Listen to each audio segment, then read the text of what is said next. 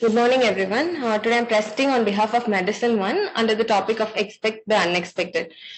Presenting Mr. X, a 24-year-old gentleman, an amazing Amazon billing worker from Ranchi, who presented to us with fever for 2 weeks, reduced vision in both the eyes for the past 10 days, and worsening breathing difficulty for the past 4 days.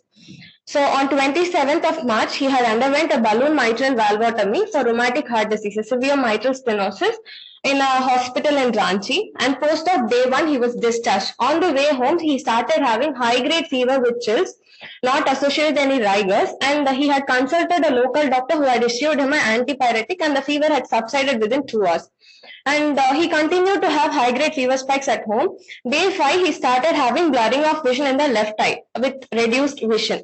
And 9th of April, almost 10 days after the procedure, he started having reduced vision in the right eye as well. He also had complaints of worsening breathing difficulty for 5 days, which was aggravated with the fever spikes associated with orthopnea and PND. He also had swelling of bilateral lower limbs for the past 3 days. There was no history of any chest pain palpitations, no history of abdominal pain, loose stools, no neurological symptoms, no myalgia as well. So he was diagnosed with rheumatic 15 years of age, and he was on prophylaxis for acute rheumatic fever, and he had received his last dose of benzathine penicillin the day before the surgery. There was no history of any IV drug use. On examination, he was tachycardic, tachypneic, febrile, and was also in shock. This was a cold shock.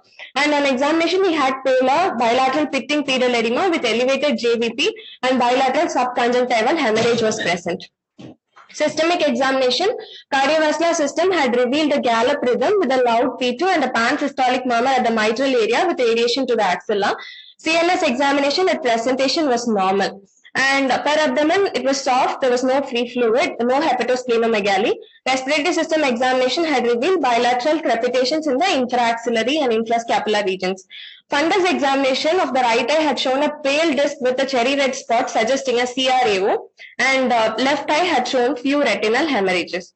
So summarizing, a 25-year-old gentleman who had undergone a balloon mitral valvotomy for a mitral stenosis, post-op day 1 started having fever, who had continued to have fever spikes for almost 15 days prior to our presentation, and had blurring of vision in bilateral eye with worsening breathing difficulty, hemodynamic instability with features of acute decompensated heart failure, a mitral regurgitation, developed subconjunctival hemorrhage. So I think all of us would have come to a diagnosis. It is probable infective endocarditis with septic embolism. The etiological differentials were our first consideration, because the patient had undergone a balloon mitral valvotomy and had admission. So our differentials were more towards hospital, because there was no history of IV drug use. So we were thinking of staph aureus more than cons, more than Hassett group of organism, bar a non-Hassett GNB. And with this line of organisms in our mind, we started evaluating the patient. His initial investigations had revealed a total counts of 10,900 with 84% neutrophils. He was anemic and thrombocytopenic. Creat was elevated 1.55 with hepatitis like SGOT and PT elevation was there with a normal alphos and hypoalbuminemia. And his urine analysis had shown WBC of 121, RBC of 5. There was no bacteriuria, no proteinuria as well. Urine cultures were sterile. This was his echo. This is showing a 1.2 cross 1.4 centimeter lesion in the anterior mitral leaflet, and so our diagnosis was obvious. It was an infective endocarditis. This was an emergency echo that was done on the first day of his presentation, and we had said on day 1 itself it had grown Pseudomonas aeruginosa, and throughout this hospital stay almost 6 blood cultures were sent. All had grown Pseudomonas aeruginosa without any clearance. So a complete clinical diagnosis was a native valve infective endocarditis with Pseudomonas aeruginosa, with the right eye CRAO and the left eye was opined to be a probable uveitis. Rheumatic heart disease, had a severe MS and developed the mitral regurgitation, was status post mitral valvotomy, was an acute decompensated heart failure, refractory septic and cardiogenic shock. Initially at presentation was a cardiogenic shock, but during the hospital stay turned out to be a septic shock and was an AKI. So in my presentation, I would want to highlight 2 important things. One is the update that has come up on the Duke's criteria, and the second thing is about pseudomonal endocarditis. So this was a 2023 infective endocarditis updated modified Duke's criteria. It is still not validated. So we all know the previous Duke's criteria, which classifies definitive endocarditis under two criteria, pathological and clinical criteria, which has major, minor criteria and possible and rejected definitions. And we know that major criteria has blood cultures which has to be sent 12 hours apart. And there is 1 hour gap duration that has to be sent for other occasionally positive organisms, and echocardiographic criteria. So, but our criteria, new criteria has become more complex, which say they have, I will just highlight on what changes have been made to the new criteria. In the pathological criteria for definitive endocarditis, they have clarified on what all devices should we look for infective endocarditis, which includes any prosthetic valve, any intracardiac implantable devices, or ascending aortic graft, any cardiac prosthetic device. They have clarified what all devices. And the criteria for definitive endocarditis still remains the same. That is 2 major criteria, 1 major plus 3 minor or 5 minor. But the time duration, that 12 hours gap should be sent between the 2 cultures is taken away. And for 3 separate cultures for occasionally or organisms occasionally or rarely causing endocarditis, that 1 hour gap is also taken away. And they have included PCR and nucleic acid amplification testing for organisms like Coxiella, Bartonella, and Trophorema whipple also in the new thing. And immunological antibody testing for Bartonella, Hensley, and Quintana has also been added. And they have given equal emphasis to cardiac CT and FDG PET in this new clinical criteria. Previously was only echocardiogram, and what all to be looked for is almost the same. And the new thing that has come up is surgical. If intraoperatively the surgeon sees a vegetation in the valve, it is direct inspection is an evidence of, it's a major criteria for infective endocarditis. And minor criteria in the vascular phenomena, they have added only cerebral and splenic abscesses and purulent purpura in the minor criteria. And immunological criteria has added immune complex mediated glomerulonephritis.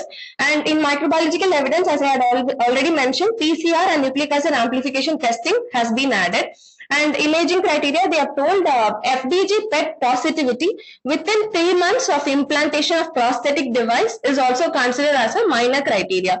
And one clinical criteria that has to be noted is any new valvular lesion will be considered as like a minor criteria, but a worsening pre-existing murmur will not be a sufficient criteria to call it an infective endocarditis clinically. And the other definitions like the possible endocarditis and rejected endocarditis still remain the same as per the previous Duke's criteria. And they have also added a list of new typical organisms. I would want to highlight 2 things. Pseudomonas aeruginosa and non-tuberculous mycobacterium have been added to the list of typical infective endocarditis pathogens in the setting of any intracardiac prosthetic material. And related infective endocarditis. So this is from a large center trial published in 2018 among non-HASEC GNB, where they have proven that Pseudomonas has 19% among all the non-HASEC GNB. It is actually a significant numbers. And so we were thinking why this modification of Duke's criteria was coming. From previous, in the previous Duke's criteria was published in 2000s. During that time, the organisms that were causing the infective endocarditis were more a community acquired, like a staph or strep. But now, as the interventions in the cardiac field are increasing, we are seeing more of hospital-acquired infections, like gram-negative organisms are increasing, streptococcus and the other organisms are also increasing. That is why the change had come up. And this is one study which was published in 2011, where they had seen all the patients of pseudomonal endocarditis, a left-sided disease. And 3 things I would want to highlight. One is the most common source of a pseudomonas endocarditis is a genitourinary thing. The second most common is a cardiac surgery. And the other rare causes would be wound infections, respiratory tract infections, dialysis catheter, or a GI tract. And thing to be noted is we all know that in management of infective endocarditis is surgical and medical. But most patients with left dynamically unstable are very sick, so most patients will not be able to undergo valve replacement. Only a few they had undergone valve replacement, but still the mortality rate was very, very high. and only a few people had survived this left-sided pseudomonal endocarditis. And this is the same thing I would want to highlight. If we see a pseudomonas endocarditis, the most common source would be a genitourinary tract. And risk factors previously was IV drug use. As the days as the disease is progressing, we have found that more common is hospital or nosocomial, and the reservoirs are found to be respiratory equipments, endoscopes, and operating room suction equipments and transvenous pacemakers. One more thing to be mentioned is any previous catheterization or urinary tract manipulation also predisposes the patient to develop a pseudomonas endocarditis.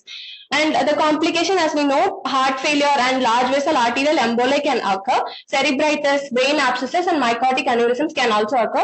One thing is Osler's node and Janeway lesions will not be seen in pseudomonas endocarditis. That is also seen in literature.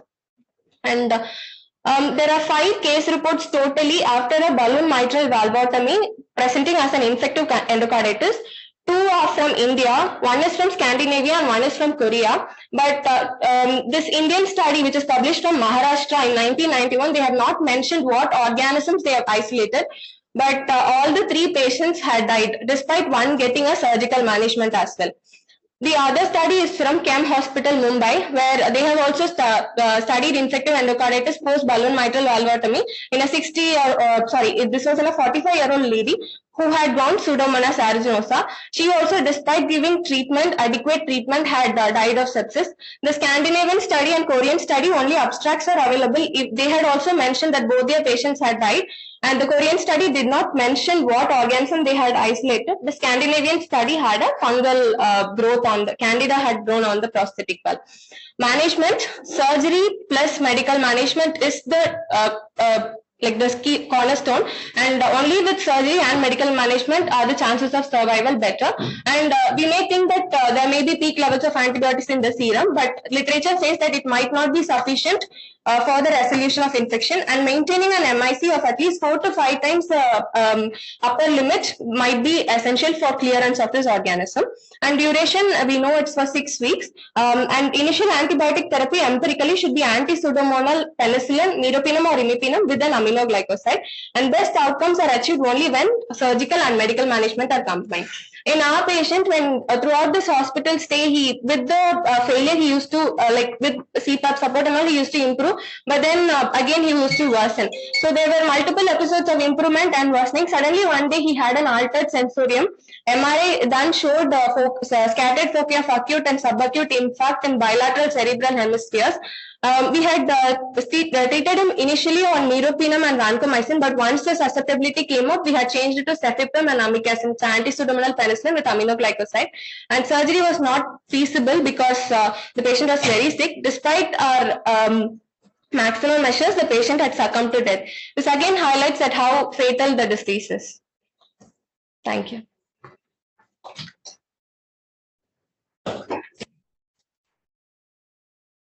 Any question?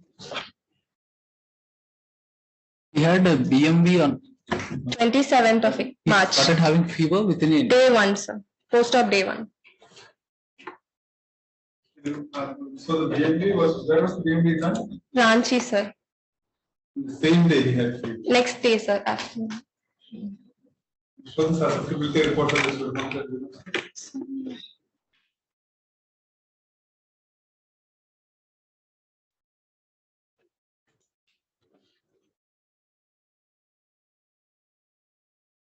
Why did you choose cefepime instead? It was given as an infusion, sir. Even the cefepime was given as a prolonged infusion. We had consulted with ID team as well. So even like, what's the advantage of cefticillin? Pseudomonas aeruginosa is susceptible in vitro.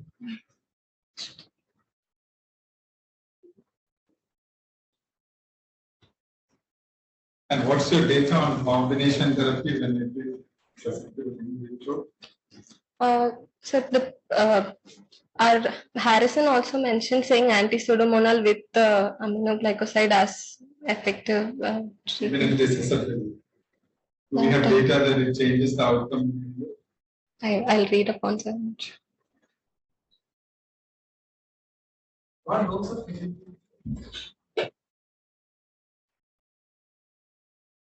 I forgot, sir. For Anderson one, I think you need to go higher dose. Yes, it was given as with a higher dose as a prolonged infusion, but the exact dose I don't know. See, ceftazidime is probably the best cephalosporin active against provided it is susceptible individual. Cefepime has the gram-negative cover of ceftazidime plus the gram-positive cover of ceftriaxone. So there is no added advantage of using ceftazidime. Even in neutropenic individuals, which would not have bloodstream infection, ceftazidime is like the choice. Provided it is susceptible individual. So there is no advantage of using ceftazidime. But you have to give the adequate 2 grams and